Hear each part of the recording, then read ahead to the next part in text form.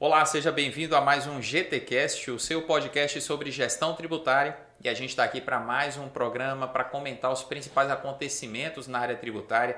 Dessa vez falando daquilo que é destaque na área tributária no mês de fevereiro de 2021. E eu conto mais uma vez com a participação de Aline Fagundes e Gustavo Reis para um mês recheado de muitas notícias e decisões judiciais também importantes na matéria, não é isso, pessoal? É verdade, Alexandre. Muitas novidades agora no mês de fevereiro, inclusive uma decisão do STF importantíssima relacionada aos softwares, que já estavam na expectativa há muito tempo e que finalmente saiu. Pois é, eu ia comentar com vocês que apesar do mês ser curto, eu não posso dizer do mesmo das decisões que saíram esse mês. É verdade, um mês curto que é atrapalhado normalmente ali pelo carnaval, mas que nesse ano de 2021 é um mês que vai ficar para a história naquilo que diz respeito a principalmente decisões do STF em matéria tributária. E você vai acompanhar tudo com a gente nesse programa e como sempre a gente vai começar com aquele giro de notícias que a Aline vai conduzir e que é a sessão que a gente chama de GT News. O governo enviará ao Congresso o projeto que fixa ICMS sobre combustíveis. O presidente Jair Bolsonaro disse que deve enviar ao Congresso um projeto de lei complementar para fixar a cobrança de ICMS, que é estadual, sobre o valor do combustível aos consumidores. De acordo com ele, outra proposta é que o ICMS seja cobrado sobre o preço dos combustíveis na refinaria e não no preço médio nas bombas, como é feito atualmente. Olha, Aline, eu acho que esse projeto ele é interessante porque se a gente para pensar, depois que o combustível ele sai da refinaria até o posto de gasolina, normalmente ele chega com um preço quase que dobrado, porque ali incidência de tributos e uma série de outras questões que fazem com que o preço suba.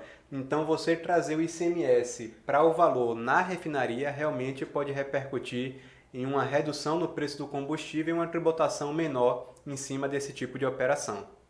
E que no frigir dos ovos, se a gente for analisar, o grande problema é que os estados passaram a tributar algumas atividades, como o comércio de combustível, de uma maneira muito pesada ao longo dos anos, para cobrir os seus rombos de caixa. Então acaba que, no final das contas, o grande problema é aquele que a gente está discutindo quando fala de reforma tributária e que está associado ao problema da reforma do Estado. Realmente o projeto é bastante sensato, porque ele vai ao encontro do anseio da sociedade de ter uma redução na carga tributária sobre o combustível, que é responsável, como você bem pontuou, Gustavo, por quase dobrar o preço do combustível. Tem frete, tem outros custos ali, mas é principalmente o peso dos tributos que faz o combustível subir tanto, da origem até a bomba. O auxílio emergencial deve ser declarado e devolvido. Cerca de 3 milhões de pessoas que receberam o auxílio emergencial terão que declarar o imposto de renda e devolver o valor do benefício à Receita. A informação foi divulgada durante a coletiva realizada pela Receita Federal.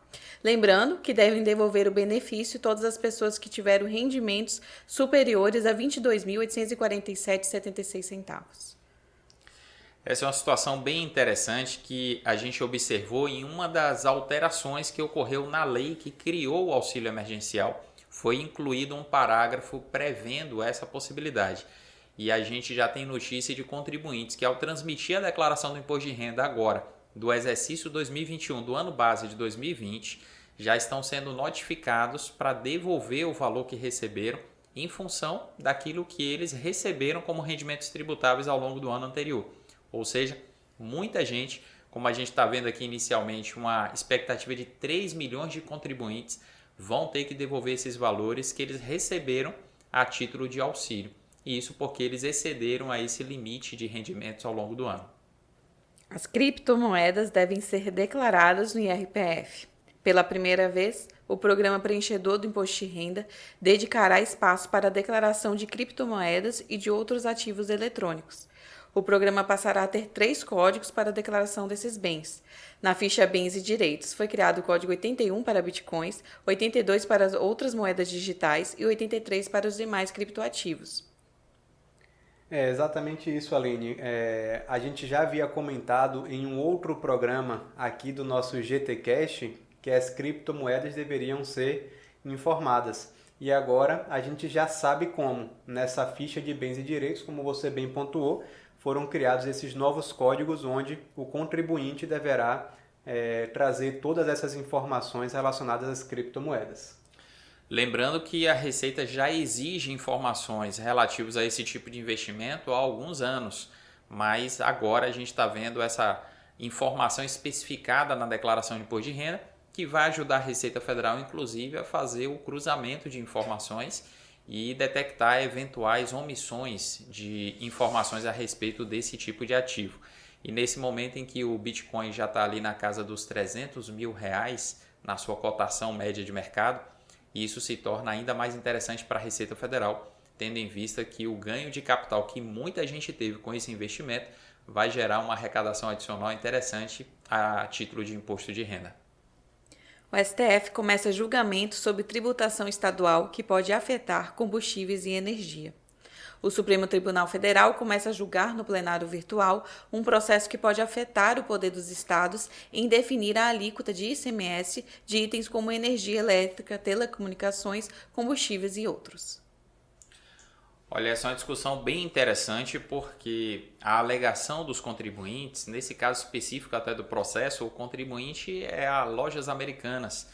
E a alegação deles é no sentido de que, pelo princípio da seletividade, a alíquota maior de ICMS, como normalmente é cobrada em combustível ou energia elétrica, ela deveria ser cobrada justamente daqueles itens supérfluos, como é o caso de cigarro, por exemplo. Então, ao se cobrar alíquotas maiores daquilo que é essencial, o princípio da seletividade não está sendo respeitado. O problema é o impacto disso no caixa dos estados. E aí a gente cai naquela discussão política. Até que ponto uma tese que juridicamente é razoável vai ser acolhida pelo STF, considerando que isso vai trazer um impacto fiscal muito grande. E recentemente eu estava ouvindo um tributarista falar a respeito dessas discussões na área tributária e ele pontuando a respeito do quanto os procuradores da Fazenda, sejam da Fazenda Federal ou dos estados, têm alegado questões de natureza política em suas defesas. E em tempos de pandemia, em que o Estado está sendo tão demandado com auxílios, com investimento em saúde, esse tipo de argumento ganha ainda mais força. Então eu confesso que, apesar de julgar bastante razoável aquilo que está sendo proposto, eu tenho dúvida se o STF vai acolher esse entendimento. Vamos para a próxima sessão, Agora é Lei, comentando as principais normas tributárias publicadas no mês de fevereiro de 2021. A primeira norma é a Instrução Normativa da Receita Federal do Brasil, número 2005, de 29 de janeiro de 2021. Essa norma dispõe sobre a apresentação da Declaração de Débitos e Créditos Tributários Federais, a DCTF, e da Declaração de Débitos e Créditos Tributários Federais Previdenciários e de outras entidades e fundos, conhecidos como DCTF-Web. Olha, um destaque importante que a gente tem que trazer para essa instrução normativa foi a definição dos prazos de transmissão da DCTF-Web para aqueles grupos que ainda faltavam essa definição, que é o terceiro grupo, que compõe basicamente as empresas do Simples Nacional e outras entidades não empresariais, como o Sistema S, associações, etc. E também para o quarto grupo, que é composto pelos órgãos e entidades públicas de uma forma geral. E ficou definido que para o terceiro grupo, o início de transmissão da DCTF-Web fica para julho de 2021, 2 meses após o início de transmissão dos eventos periódicos do E-Social e da EFD-REINF. Então, para o terceiro grupo, o E-Social e a EFD-REINF começam em maio de 2021 e a DCTF-Web fica para julho de 2021. E para o quarto grupo, que é composto pelos órgãos, autarquias e fundações de direito público, o E-Social e a EFD-REINF ficaram com o início da transmissão dos eventos periódicos para abril de 2022 e o início de transmissão da DCTF-Web para 2 meses depois, lá para o mês de junho de 2022. Então, foi uma definição importante que estávamos aguardando, que veio através dessa IN. E sabe outra coisa interessante que eu observei na IN? O fato de ela consolidar no mesmo normativo o tratamento da DCTF e da DCTF-Web. E uma das vantagens que eu vejo nisso, as pessoas finalmente vão entender que são 2 obrigações acessórias diferentes, que é uma coisa que a gente sempre vem enfatizando nos nossos treinamentos, em vídeos do nosso canal, que a DCTF convencional, como a gente começou a chamar a antiga, ela não se confunde com a DCTF Web. E a gente sempre fala, no futuro pode ser que tudo venha a convergir para a DCTF Web. Mas em síntese, hoje a DCTF Web é para os eventos que têm relação com o recolhimento de INSS e as contribuições para outras entidades, como a gente costuma falar. Inclusive, é importante ressaltar que a antiga norma que tratava da DCTF Web foi uma das revogadas por essa nova instrução. Exatamente, Aline. É a Instrução Normativa 1787 de fevereiro de 2018. A próxima norma é a Instrução Normativa da Receita Federal do Brasil, número 2010, de 24 de fevereiro de 2021. Essa norma dispõe sobre a apresentação da declaração de ajuste anual do Imposto sobre Renda da pessoa física referente ao exercício de 2021, ano calendário de 2020, pela pessoa física residente no Brasil. Aqui a gente está falando da apresentação da declaração anual de Imposto de Renda Pessoa Física, que é aguardada por muitos contribuintes do Brasil e que, inclusive, através do ato declaratório executivo número 2 de fevereiro também de 2021, a Receita Federal definiu também, Aline, o cronograma de restituição, de pagamento da restituição para aqueles que tiverem esse direito. Inclusive, Alexandre, o prazo máximo para a entrega da declaração definido foi dia 30 de abril, mas já há notícias de que há um projeto de prorrogação desse prazo por conta da pandemia e de outros fatores, mas por enquanto são só planos. O que temos definido é que o prazo limite seria 30 de abril de 2021. A outra norma é o despacho número 40 da PGFN do Ministério da Economia, de 4 de fevereiro de 2021. A PGFN aprovou, neste despacho, o entendimento consolidado a respeito da não incidência da contribuição previdenciária sobre a remuneração paga pelo empregador ao empregado nos 15 primeiros dias que antecedem o auxílio-doença, bem como a não incidência da contribuição previdenciária patronal e aquela destinada aos terceiros sobre essa mesma verba. Exatamente, Aline. E esse despacho fundamentado em pareceres da Procuradoria da Fazenda Nacional são despachos importantes porque eles acabam ampliando os efeitos daquilo que foi discutido em ações judiciais propostas por determinados contribuintes para todos os contribuintes que se encontram em igual situação. E isso baseado lá no artigo 19 da Lei 10.522, que a gente sempre comenta aqui em nossos programas. E aí eu destaco que, embora algumas dessas verbas a gente já sabia que não eram tributadas para o INSS, esse despacho aprova o mesmo entendimento também para aquela parcela que a gente chama de RAT, embora alguns se refiram a ela ainda como SAT, e a contribuição para outras entidades, igualmente não incidem também sobre essa parcela. A outra norma também é um despacho da PGFN com o Ministério da Economia, número 42, de 4 de fevereiro de 2021. A PGFN, através desse despacho, consolida o entendimento sobre a não incidência das contribuições previdenciárias dos empregados, das contribuições previdenciárias patronais e das contribuições destinadas aos terceiros incidentes sobre a folha de salário sobre o aviso prévio indenizado. Aqui aplica basicamente o mesmo que Alexandre acabou de pontuar na norma anterior, lembrando que essa consolidação é importante porque o aviso prévio indenizado, segundo conste das fundamentações, é uma verba indenizatória e não remuneratória e por isso não deveria haver a incidência dessas contribuições previdenciárias. Vamos agora para os comentários acerca das principais decisões judiciais ou administrativas sobre a matéria tributária. É a seção de olho nos tribunais. O STJ negou o pedido de desistência em caso de ISS por gestão de fundo no exterior. A primeira turma do Superior Tribunal de Justiça decidiu manter o julgamento de recurso que discute a incidência de ISS sobre a gestão prestada a fundo de investimentos com sede no exterior. Ao negar a desistência, o ministro Gurgel de Faria também destacou a relevância da tese a ser firmada. O objetivo é definir se o resultado da gestão de fundos no Brasil se apura no exterior, o que configuraria exportação e, assim, levaria à isenção do tributo. Essa discussão, inclusive, a gente já comentou em outro programa aqui do GTcast e é uma discussão muito importante, embora a linha aí não seja a conclusão do STJ, mas não deixa de ser importante a gente pontuar aqui, até porque é uma das ações que a gente está monitorando para ver qual vai ser a conclusão do STJ. Basicamente, a discussão é aquilo que está protegido pela não incidência do ISS é a exportação de serviços e vem a ressalva. Isso não se aplica aos serviços desenvolvidos no Brasil, cujo resultado aqui se verifique. Então essa gestão de fundos que está sediada no exterior é feita aqui no Brasil e o resultado se verifica aqui ou se verifica no exterior. A gente está diante de uma discussão bastante subjetiva, onde tem basicamente duas correntes de raciocínio que são excludentes entre si. E a gente não sabe qual vai ser o resultado desse julgamento, mas com certeza a gente deve comentá-lo aqui em um próximo programa. O que a gente precisa lembrar, Alexandre, é que o placar, por enquanto, está 2-1. São 5 votos, 3 já foram dados e 2 dos 3 votos que já saíram estão dizendo o seguinte, que o resultado é no Brasil e há simplesmente uma transferência do recurso para o exterior, mas que o resultado é no Brasil e por isso haveria incidência do ISS. Como está 2-1 e ainda faltam 2 votos, pode ser que isso tenhamos uma virada no jogo, né? E o resultado final seja 3-2, mas parece que a tendência do processo nessa situação específica de que haja incidência do ISS. Vamos aguardar cenas dos próximos capítulos. Acompanhe a gente que com certeza a gente vai falar de novo disso aqui.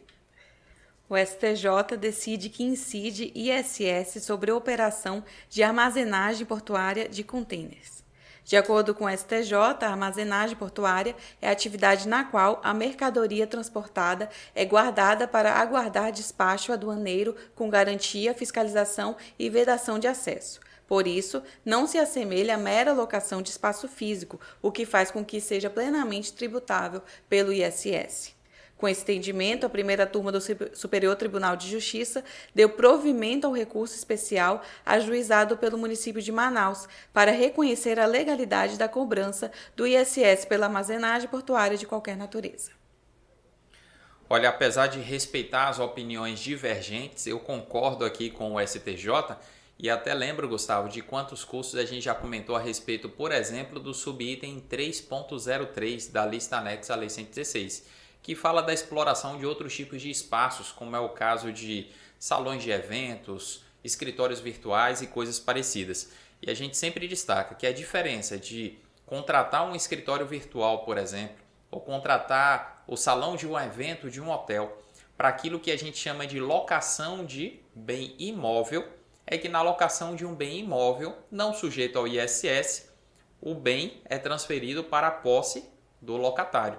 De maneira que ali a gente diz não há incidência do imposto, porque naquele momento em que as chaves do espaço são entregues para o locatário, o proprietário do imóvel sequer tem direito de acesso àquele espaço sem autorização do inquilino.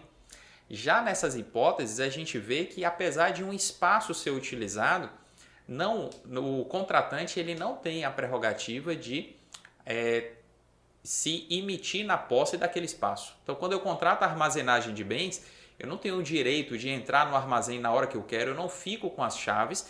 E outra, aquele que é o responsável pelo armazém, que faz a armazenagem, ele é responsável por todas as facilidades que são agregadas àquela utilização do espaço. Ele é responsável por iluminação, climatização, se for o caso, e outros tipos de aspectos ali que são pertinentes a essa operação. Por isso eu acho acertada a decisão do STJ. Não sei se essa é a sua visão também, Gustavo. É exatamente a minha visão e, inclusive, o ministro Gurgel ele falou exatamente isso que você acabou de pontuar. Ele discutiu muito a respeito da diferença da locação para esse armazenamento. E a grande diferença que ele trouxe foi essa. Na locação, se fosse uma locação, o locatário ele teria que arcar com os prejuízos de se porventura alguma das mercadorias tiver algum tipo de prejuízo ou algum dano naquela armazenagem.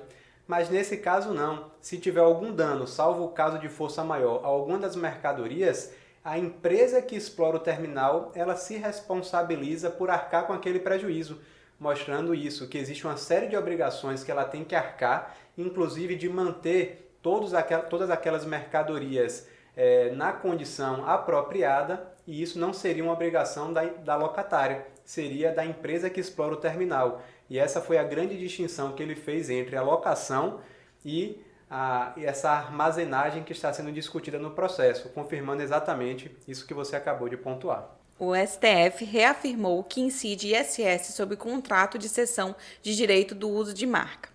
é constitucional a incidência de ISS sobre contratos de cessão do direito de uso de marca. O entendimento já pacificado do STF foi reafirmado em decisão da segunda turma da Corte, julgada virtualmente e encerrada no dia 12 de fevereiro. Alexandre, eu não sei se você concorda, mas eu tenho um receio com essa decisão, porque o argumento que o STF usa aqui é de que há uma obrigação mista, ou seja, na cessão de direito de uso de marca, além da obrigação de dar, há outras obrigações de fazer. Algo muito parecido que a gente comentou no julgado anterior da armazenagem, em que além de ceder o espaço, há também uma série de obrigações a que a empresa fica ali obrigada. Nesse caso, até que ponto, qual é o limite de adotar essa interpretação de que tudo é obrigação mista? Porque se a gente parar para pensar, até numa locação de bem imóvel, existe de uma certa forma uma obrigação de fazer, por exemplo, manter o bem em estado de uso durante todo o tempo do contrato. Até que ponto eles também não entenderiam que isso é uma operação mista porque de alguma forma há uma obrigação de fazer? O meu medo é o STF pegar essa linha de raciocínio e expandir demais.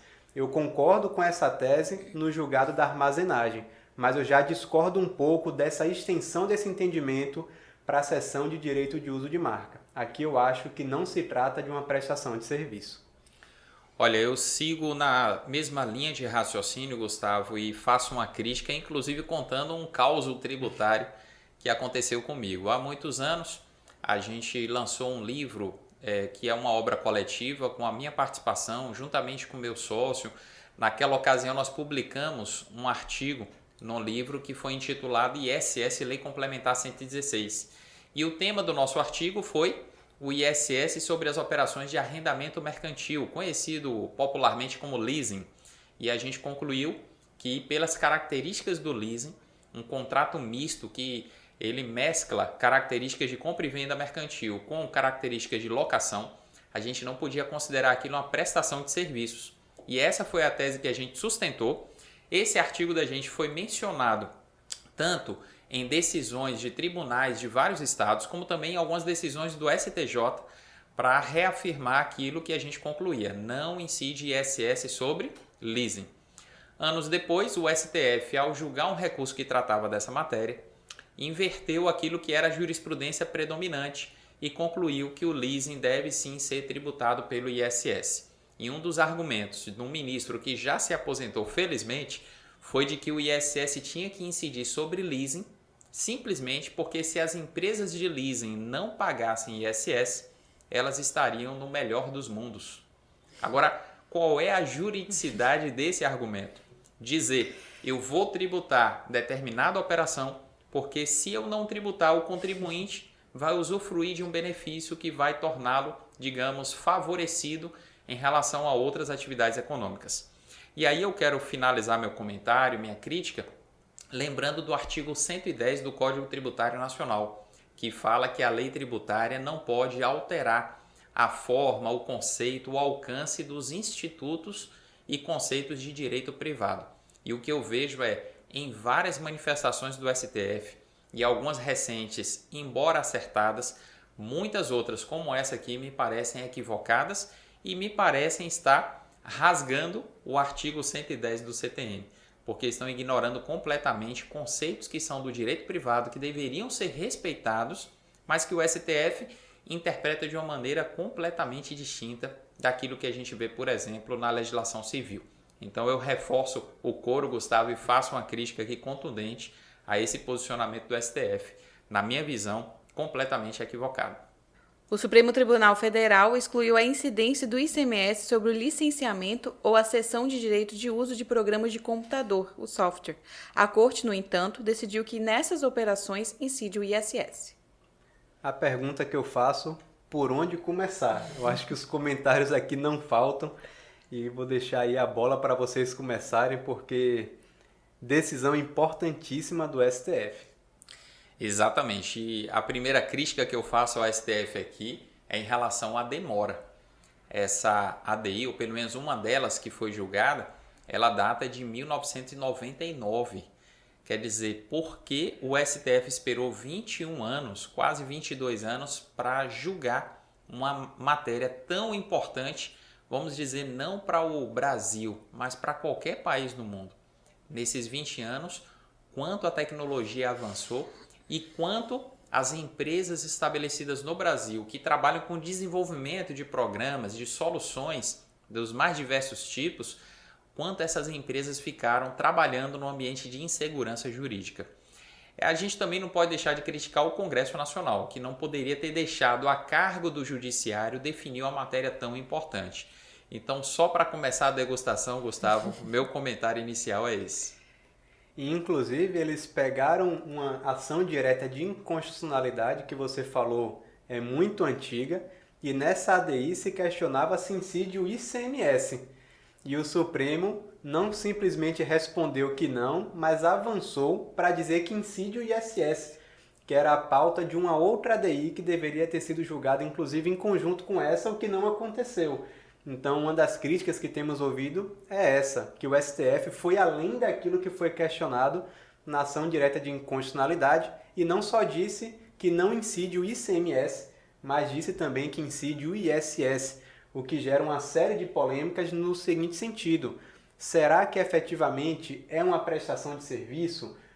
A transferência de um bem intangível, o licenciamento de um software, por exemplo?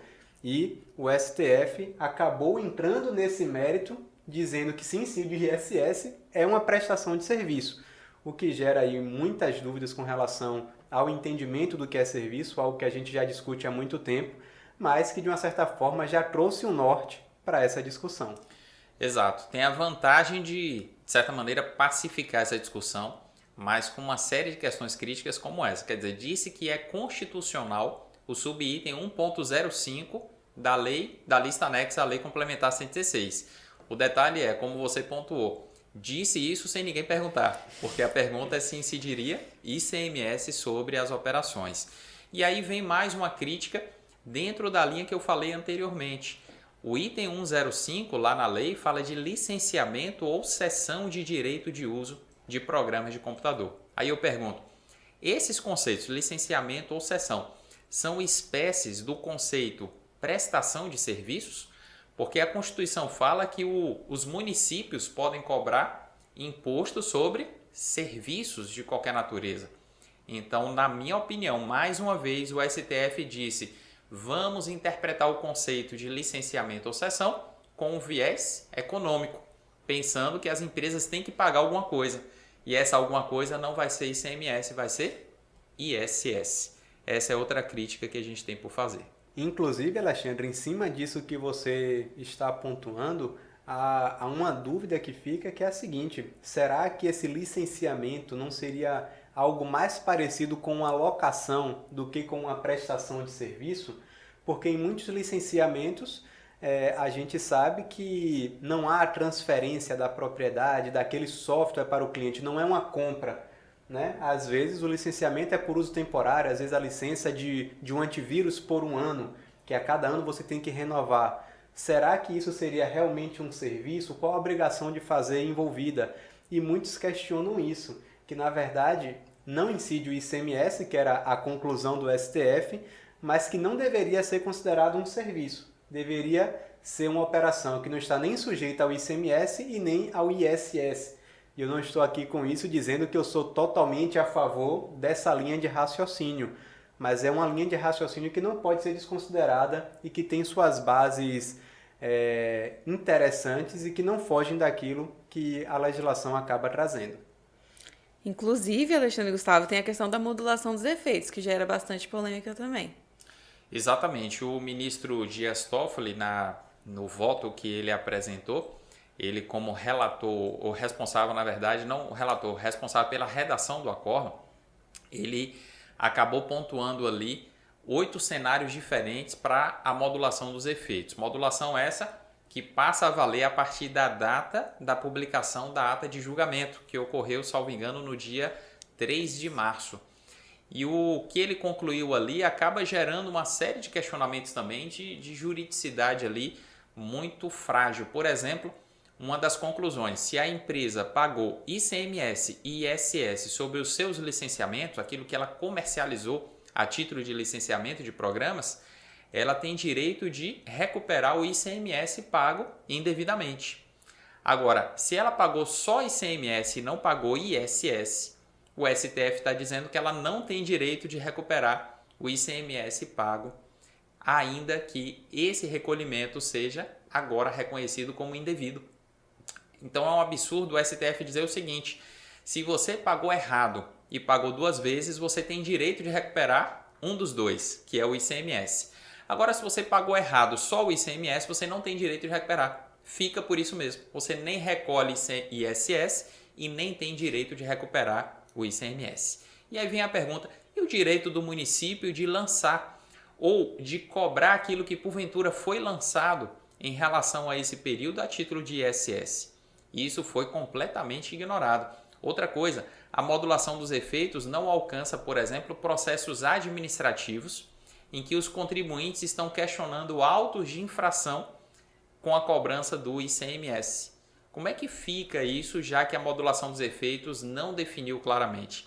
Então existe uma série de brechas que vai gerar aí muitas consequências relevantes para empresas do setor, e é por isso que a gente recomenda você que trabalha com essa matéria, procure a sua assessoria jurídica para avaliar as particularidades da sua realidade e ver quais são os desdobramentos dessa decisão sobre a sua matéria, sobre aquilo que é o objeto da sua atividade. Inclusive, uma outra polêmica que não pretendo responder aqui, mas só a título ilustrativo é: será que todos os softwares estão alcançados por essa decisão do STF?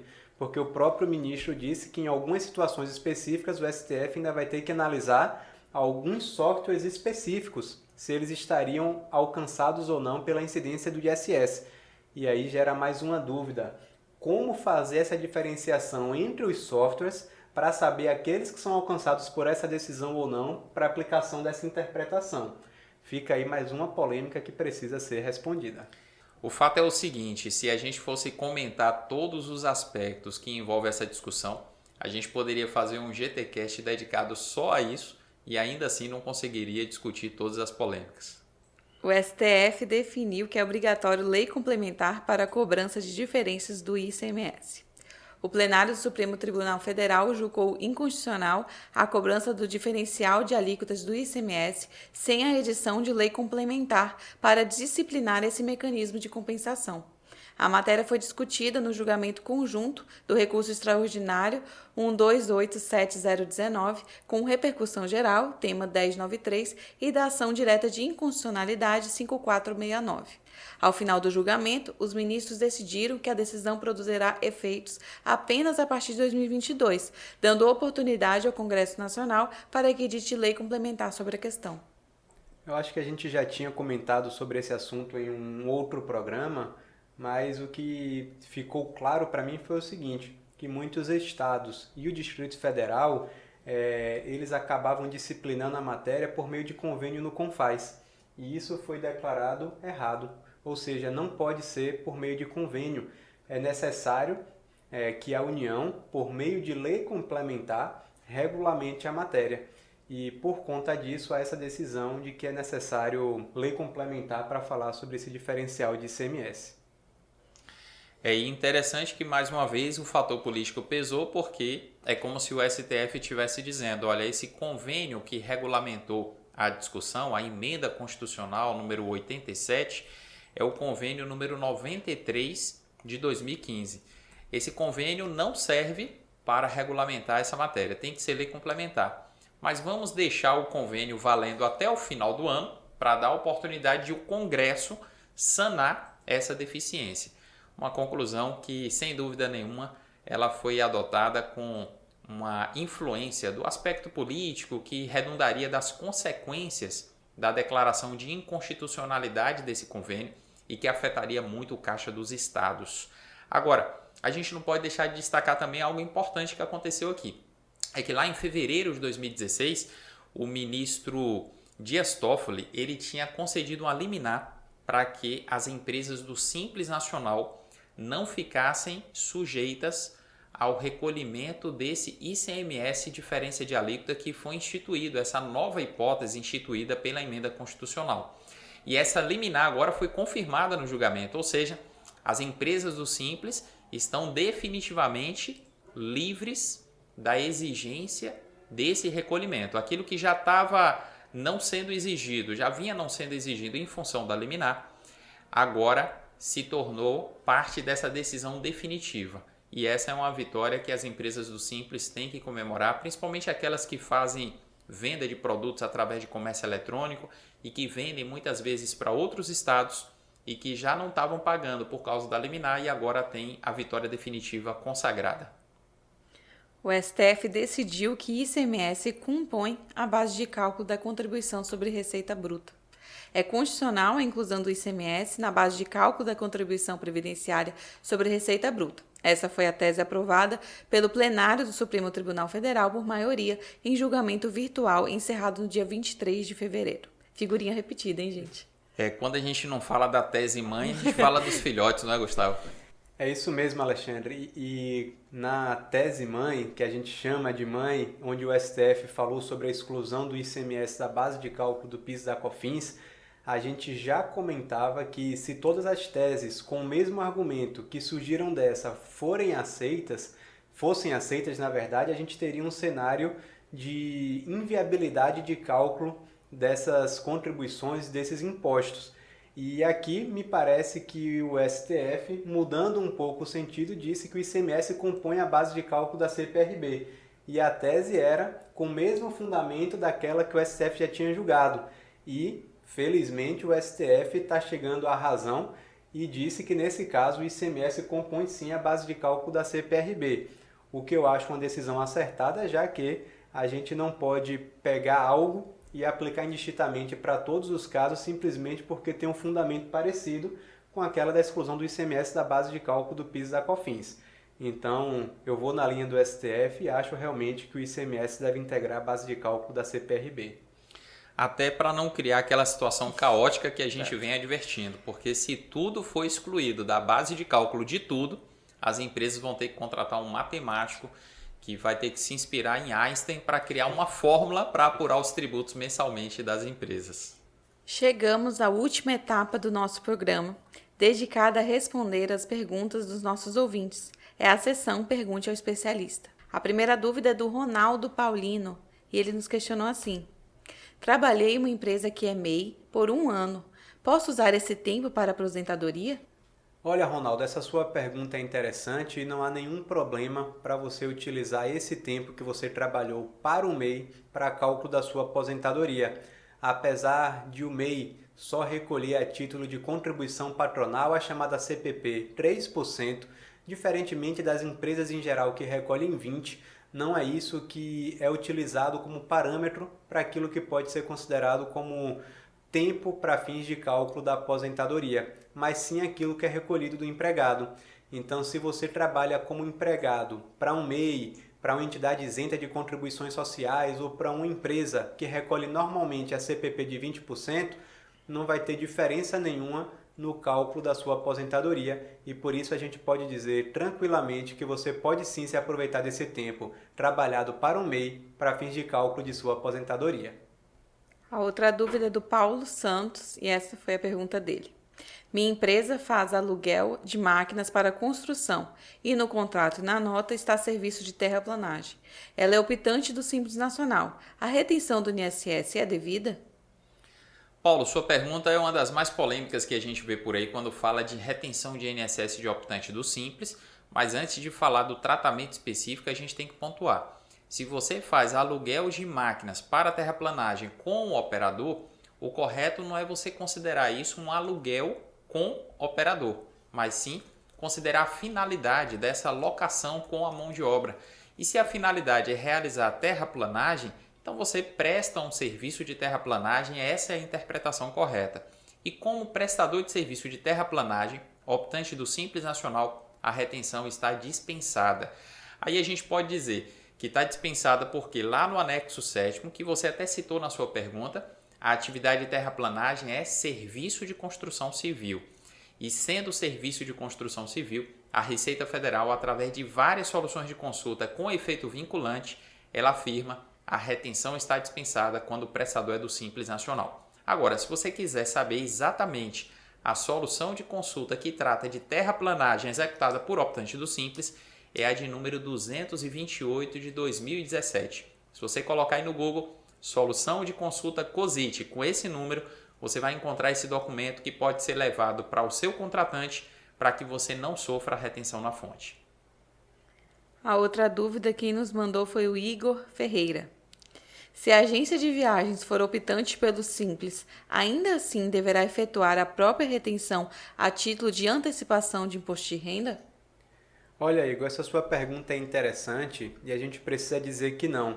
Essa antecipação do imposto de renda, em outras palavras, pode ser chamado de autorretenção.